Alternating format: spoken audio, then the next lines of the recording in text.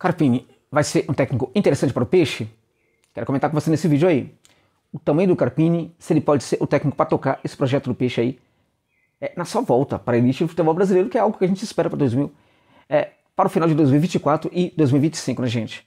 Carpini é o técnico para comandar esse projeto da volta? Vamos comentar sobre isso aí. Antes, contudo, preciso comentar com você sobre um outro assunto. Sobre as ações desastrosas do Rueda, que configuram um presente de grego para a nova gestão do Marcelo Teixeira, algo pelo que acho que você que torce para o Santos precisa ter ainda uma paciência maior em relação à nova gestão.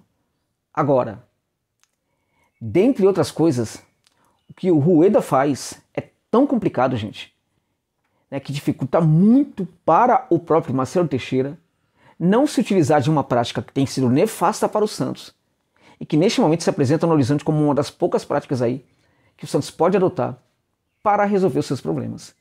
O que o Rueda fez no Santos é tão grave, é tão sério, que o Peixe pode ter efeitos negativos disso aí por toda a temporada de 2024, gente. É inacreditável. O que esse senhor, que tinha aquele discurso diferenciado, aquele discurso da dignidade, aquele discurso do outside do futebol, né?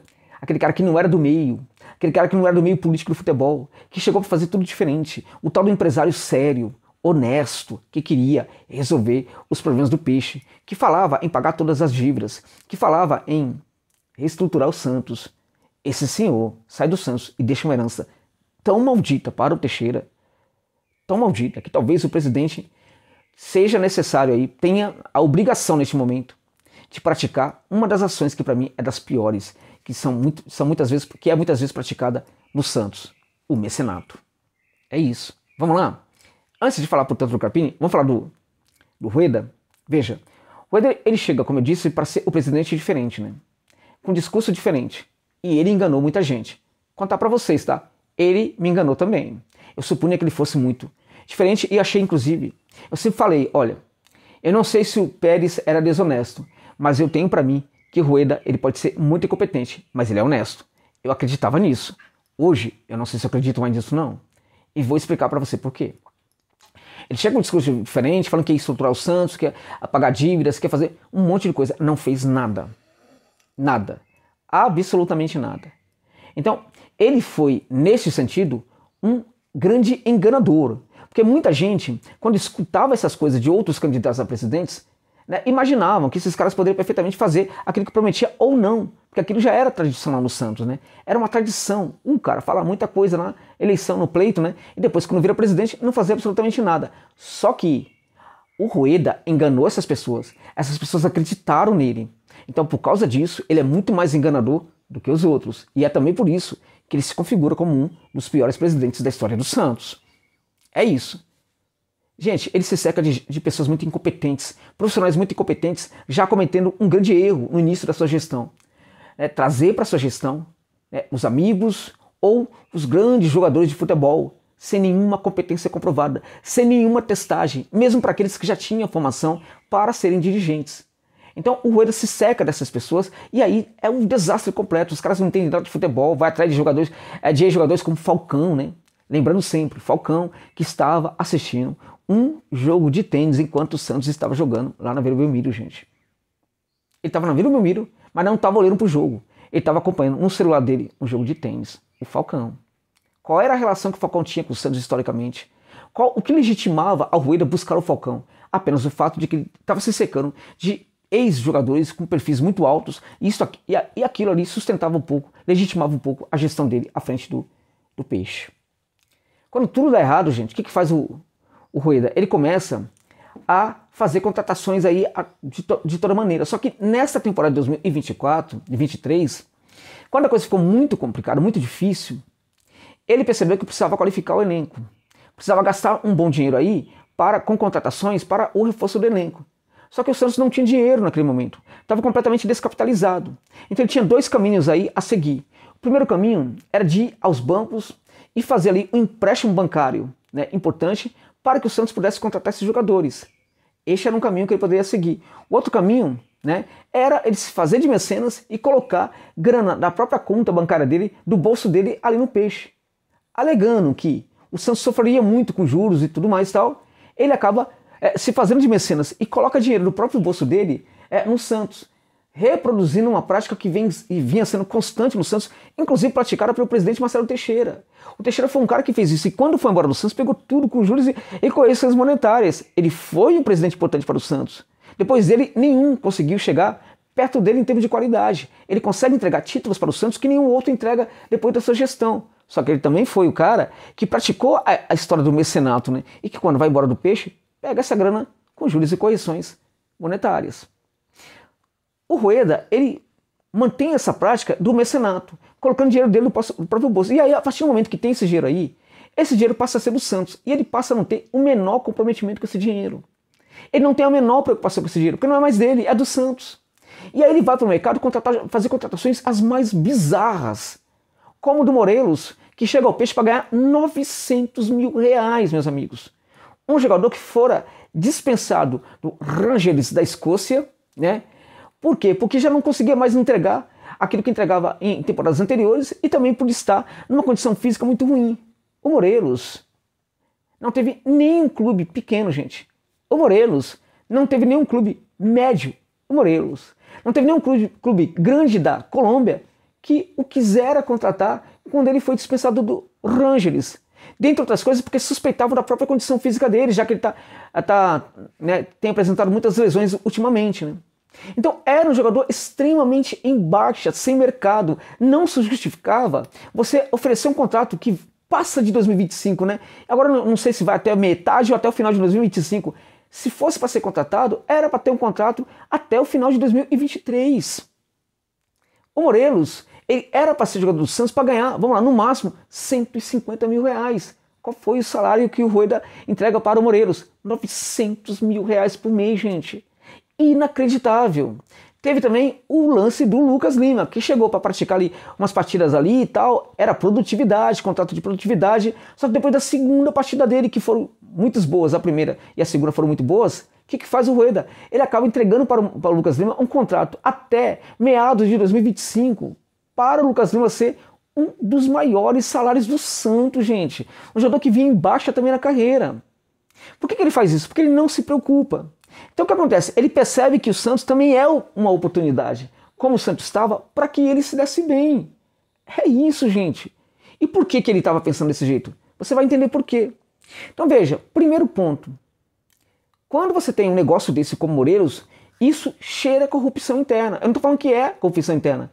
Mas pensando este acontecimento em outro clube, eu diria para você, foi corrupção interna. Porque ninguém queria esse jogador. Como é que você paga esse valor todo por esse jogador? Isso cheira também promiscuidade na relação do dirigente com os empresários. Ora, era tudo que as pessoas jamais imaginavam que o Rueda fosse fazer no Peixe. Mas é o que cheira. Entende? Só que não é somente isso. A pouca preocupação, a preocupação zero dele em gastar esse dinheiro que neste momento é do Santos, mostra que ele não está nem um pouco preocupado com o Santos e apenas com ele mesmo, né? Então veja, você tem um clube que está sangrando, né? Quando você pratica esse tipo de artimanha, você está tentando obter benefícios desse clube que está sangrando. Mas, Josa, como é que ele obtém benefícios nesse caso aí? Veja só. Quando ele sai do Santos, o que ele faz? Ele faz uma antecipação das receitas do Santos, receitas aí de transmissões, inclusive do Paulistão. E quando esse dinheiro chega no Peixe, o que faz o Rueda? Ele embolsa tudo. Alegando que esse dinheiro é o pagamento daquela grana que eu coloquei aqui no Santos para que o Santos fizesse as contratações. Então praticamente ele embolsa esse dinheiro. E aí veja, na prática, e aí tem que ter estudo e auditoria para confirmar isso, mas todo mundo sabe disso, né? Que inclusive os juros bancários, os juros que ele acaba aparecendo aí, né? Que o valor que ele leva seria muito maior do que o valor com os juros que o banco exigiria do Santos. Ou seja, o Rueda se deu bem, gente. O Rueda pode ter compreendido que na situação em que o Santos estava sangrando, ele poderia se dar muito bem. E foi o que aconteceu. Porque ao sair do Santos, ele pega tudo que ele coloca no Santos. Ele pega tudo por quê? Porque ele sabia que ele poderia antecipar as receitas do Peixe, né? E antecipando as receitas, ele poderia perfeitamente ali fazer, né, aqueles investimentos e depois, inclusive, pegar esse dinheiro de volta. O curioso é que o Rueda poderia esperar um pouco mais, né? Lutar um pouco mais ali nos bastidores, para conseguir antecipar essas receitas. Poderia demorar um pouquinho mais, ele poderia fazer uma tentativa de negociação para antecipar parte dessas receitas, o que facilitaria a liberação com muito mais agilidade. Ele não se preocupou nem um pouco com isso. Ele se preocupou apenas em colocar o dinheiro dele ali, porque ele sabia que lá na frente ele teria essa garantia. Ele poderia pegar esse dinheiro aí para, né, ficar tudo bem, para quitar ali a dívida do Santos com ele. E ao sair do Santos, ele deixa o Santos completamente descapitalizado. Ao sair do Santos, ele obriga o Teixeira a até mesmo pensar em exercer novamente o mecenato no Peixe. E o mecenato é algo que está destruindo o Santos, gente, porque o Santos não precisa disso. O Santos é gigante. Não é possível que o Santos tenha necessidade de conviver com mecenas. O presidente tem que ter ali uma gestão eficiente para resgatar o clube e para resolver os problemas do clube. Não precisa ser mecenas. Só que o Teixeira está numa condição hoje que, se ele resolver ser mecenas, fica difícil de você questionar, de você criticar. Por quê? Porque o Santos não tem dinheiro nem para ir aos bancos mais. Porque, veja, o Santos hoje, descapitalizado, devendo muito, com contratos complicados, com salários atrasados aí, inclusive, salários atrasados. O presidente não se preocupou em pegar o dinheiro ali da antecipação para pagar salários, não. Para pagar os salários atrasados, não. Ele se preocupou apenas em pegar o dinheiro da antecipação para quitar o dinheiro que o Santos tinha com ele. O Santos agora não tem condição de ir mais ao mercado. Por quê? Para pegar o empréstimo bancário. Porque o Santos não tem mais a garantia, inclusive, da antecipação de receitas, porque o Rueda já fez isso. Então, aos 45 minutos do segundo tempo, quando o Santos estava lá se decompondo, indo para a Série B e tudo mais e tal, ainda nesse contexto, com o clube sangrando, o presidente anterior percebeu que ele tinha a oportunidade de se dar muito bem. E ele se deu muito bem. Impressionante. Gente, isso é criminoso. Isso é muito sério. É muito grave. E aí, o Santos agora obriga o Teixeira até mesmo a pensar em ser mecenas aí. Provavelmente ele vai querer exercer esse papel de mecenato também, que é um erro no Peixe, né? Dito tudo isso, Josa, o Carpini é um bom técnico para o Peixe? Sinceramente, ele é uma aposta. Ele é uma aposta. O Carpini é um técnico que gosta de trabalhar um tipo de jogo que eu gosto, eu acho bacana para o Santos na Série B, que é um tipo de jogo que pode empoderar bastante o Santos e fazer com que o Santos conceba todos os adversários como equipes que podem e devem ser vencidas. O Santos vai ser o grande gigante da Série B. E tem que pensar, na verdade, em jogar contra qualquer um desses outros times para ganhar, para exercer o protagonismo dentro e fora de casa. Nesse sentido, importa muito que tenha um técnico que configure uma equipe para tentar ganhar todos os seus jogos dentro e fora de casa. Vai ter um maior orçamento, vai ter um maior elenco e tudo mais e tal. Então, esse time precisa pensar em vencer todos os seus adversários. Então, não tem sentido nenhum o Santos contratar um técnico, por exemplo, defensivo. Não tem lógica, porque o Santos vai jogar com a maior posse de bola, né, com o maior percentual de posse de bola, trabalhando no campo do adversário muito mais do que qualquer outro adversário, diante de qualquer outro time. Então importa que o Santos tenha um técnico com as ideias do Carpini. É um técnico que gosta de montar sua equipe ali, ajustando muito a defesa para que a equipe consiga, a partir do ajuste defensivo, consiga trabalhar no campo do adversário com tranquilidade. Ele não é um técnico defensivo ou ofensivo, ele é um técnico híbrido, que tem uma tendência a pensar a solução do jogo a partir do quê? Posse de bola, ter o controle do jogo tendo a bola, não cedendo essa bola para o adversário, ainda que a equipe não esteja trabalhando o tempo inteiro ali no terço final. Mas se for um caso, por exemplo, da equipe precisar trabalhar no campo de ataque, ela vai trabalhar no campo de ataque. Nesse sentido, o Carpini é o técnico aí muito ideal para o Santos. A minha preocupação é que, quando teve o grande desafio da carreira dele, que foi, né, trazer o Juventude para a Série B, esse Juventude precisava em 8 jogos de 2 vitórias. Essas vitórias só acontecem em contextos bastante complicados. Porque não dependeu muito do Carpini para que a equipe subisse no final das contas. Dependeu de circunstâncias. E esse é o meu medo, né? Porque ele conseguiu configurar o Juventude para ser extremamente competitivo. Vamos deixar claro, tá? O Juventude tinha um dos maiores orçamentos da Série B. Tá? Teve muito investimento, não foi também um timinho qualquer, tal. Teve muito investimento, mas o Carpini fez um grande trabalho. Era um time que jogava muito bem na Série B, só que nos jogos finais, quando o time precisava, né, apenas vencer dentro de casa ou fora de casa, uma vitória a mais, tal, não aparecia essa vitória, que só apareceu no último jogo, graças ao time ali misto do Ceará, que tinha vários jogadores do Sub-20 cometendo muitos erros dentro de campo e praticamente entregando 2 gols para o Juventude. Então o Carpini, quando ele precisou ser um técnico bem maior, quando o desafio aumentou, ele não soube responder a isso. E essa é a minha preocupação em relação a isso. Dito isso, espero que dê certo no Santos, que ele seja um grande técnico para o Santos, que ele traga o Peixe de volta à Série A do futebol brasileiro. Tá bom, gente? É isso.